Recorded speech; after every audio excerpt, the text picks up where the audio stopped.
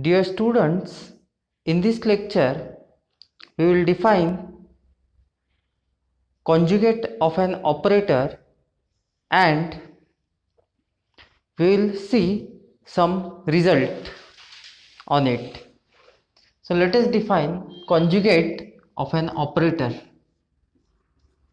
Definition: let n be a non-linear space. Let n be a normed linear space and T belongs to Bn. What is T belongs to Bn? What I mean is this: what is Bn? Recall that Bn is set of all functions t from n to n which are linear and continuous. Okay, and t belongs to Bn. The conjugate of operator t, the conjugate of operator t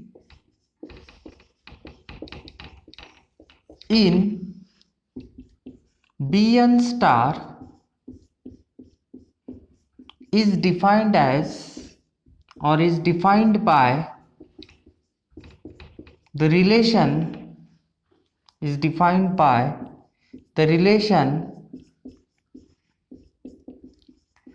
T star of f of x equals to f of tx, where f belongs to n star and x belongs to n. Remember this definition of conjugate of an operator. T star of fx equals to f of tx, where f belongs to n star and x belongs to n. If you remember this definition, you can easily establish the properties of conjugate operator. Let us see a theorem. Let n be a non-linear space. Let n be a non-linear space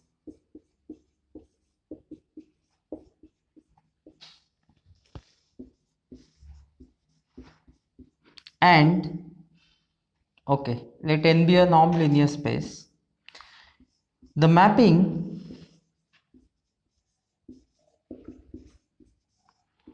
T to T star, where T star is conjugate operator defined by this relation,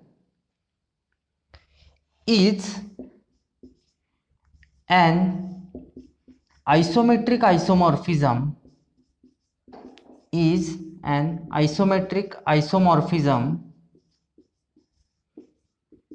of T of Bn into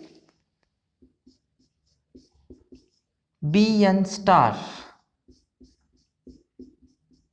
It is better to say that it is isometric isomorphy of Bn into Bn star.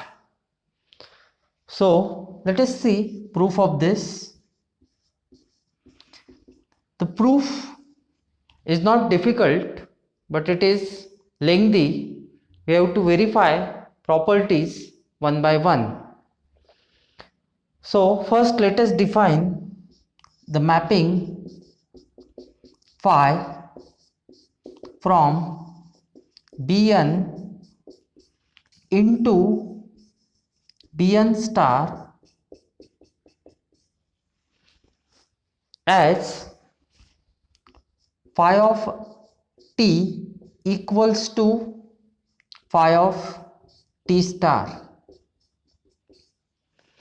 So we will verify the properties of phi one by one. We have to prove that phi is isometry, it is linear, then it reverses products and preserves identity. So I would like to modify the statement of this theorem by adding this some additional properties we can establish here, which phi reverses identity, phi which reverses identity, which reverses products and preserves identity, which reverses products and preserves identity. So remember this, phi reverses products and it preserves identity. Let us prove this theorem, and as I have mentioned, we begin by defining function phi from Bn into Bn star as phi of t equals to phi of t star. Okay, so we'll prove that phi is linear. Phi is linear. Phi is linear. Let T1 T2 be in Bn and alpha beta be scalars, and alpha beta be scalars.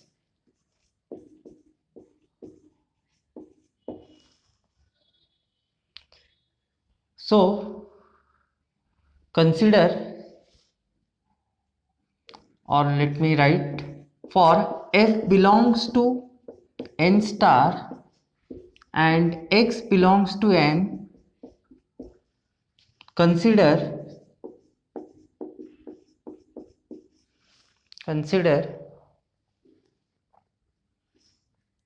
alpha t1 plus beta t2 star f of x.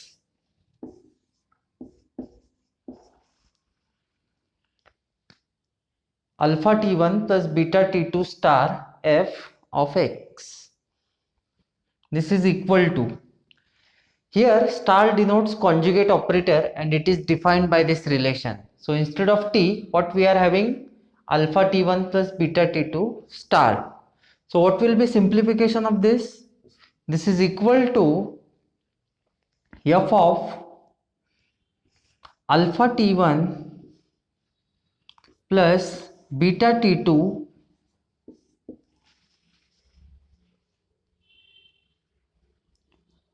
of x.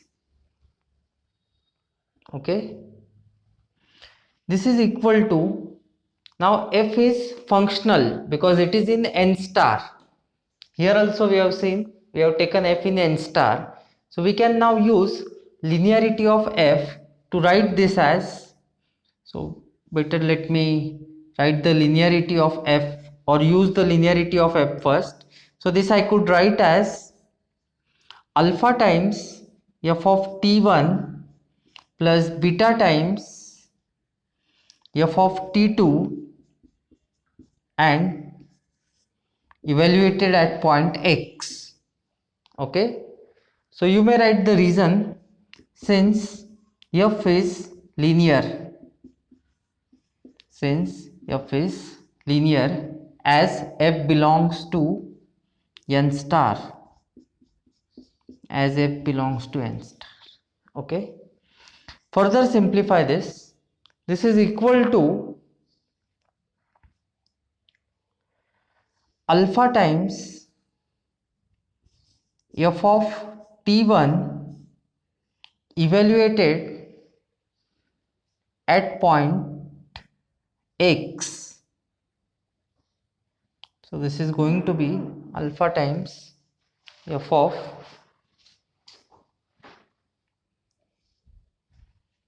t1 evaluated at point x plus beta times f of t2 evaluated at point x. Okay, this is equal to alpha times t1 star. By definition of conjugate operator, I am writing this as alpha times t1 star of f at point x by definition of t1 star plus beta times t2 star of f at point x. So this now I can write as alpha times t1 star of f plus beta times t2 star of f at point x. Thus, what we proved that this expression equals to this. Let me write this.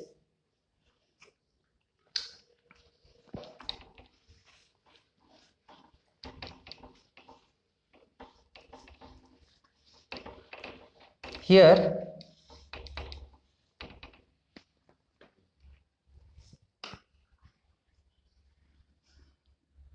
thus alpha t1 plus beta t2 star f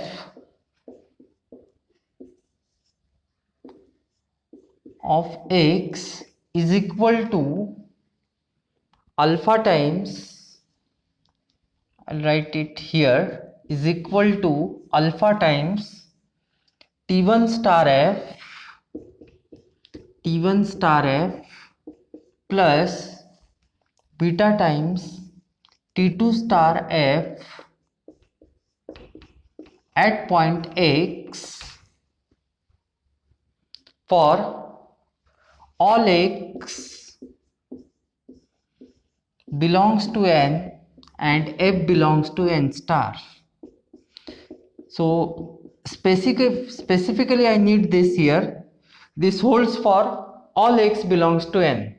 So when two functions are equal, function h is equal to function k if hx is equal to kx for all x in the domain. So this function is equal to, I should write it in this fashion, alpha t1 star. Here also I should have written in this fashion. Okay. So alpha t1 star f plus beta t2 star f. So two functions h and k are equal if they have same value at all points. So this function is equal to this function because they have same value at all points x. So this is equal to, our next step I could write as, hence alpha t1 plus beta t2 star f equals to alpha t1 star f plus beta t2 star f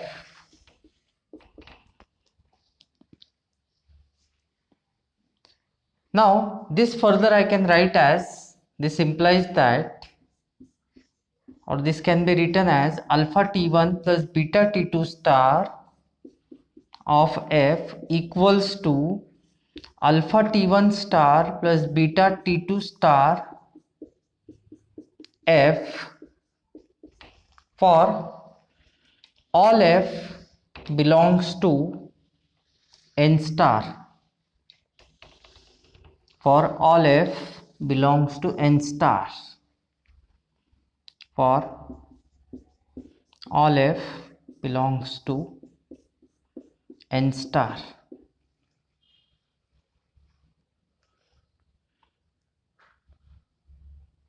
Again, using the same logic that two functions are equal if they have same value, h and k will be equal if they have same value. So this function and this function have same value at all points f of n star. So as this holds for all f belongs to n star, I can write that alpha t1 plus beta t2 star equals to alpha t1 star plus beta t2 star, and this implies that phi of alpha t1 plus beta t2 equals to alpha phi of t1 plus beta phi of t2, hence phi is linear. This implies that phi is linear. So this is the first property which we have proved, that phi is linear. There are 3 or 4 more properties which are remained, and that we will cover in next part. Thank you.